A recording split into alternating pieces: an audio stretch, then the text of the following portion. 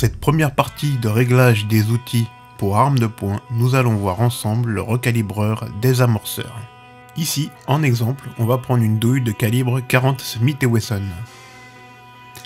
Avant toute chose, on va vérifier ensemble le réglage de la tige de désamorçage. Une fois l'outil en contact, cette tige doit dépasser de 1 à 2 mm du trou présent sur le shell holder prévu pour le passage des amorces, comme on peut le voir à l'image. Tout d'abord, nous venons mettre en place sur le bélier le shell holder correspondant. Ensuite, on vient lever ce bélier en l'air.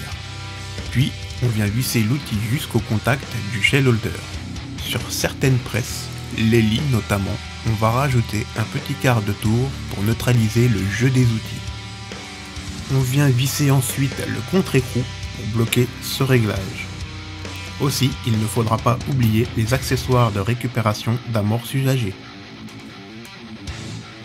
La majorité des douilles d'armes de poing sont droites, celles-ci n'ont pas besoin d'être lubrifiées. En revanche, il existe quelques exceptions de munitions. Exemple, le 357 SIG, 7,65 Parabellum, 7,62 par 25, etc., etc. Ces munitions, quant à elles, seront impérativement lubrifiées, afin d'éviter des soucis au recalibrage. Puis par la suite seront essuyées une fois celles-ci recalibrées, pour travailler proprement.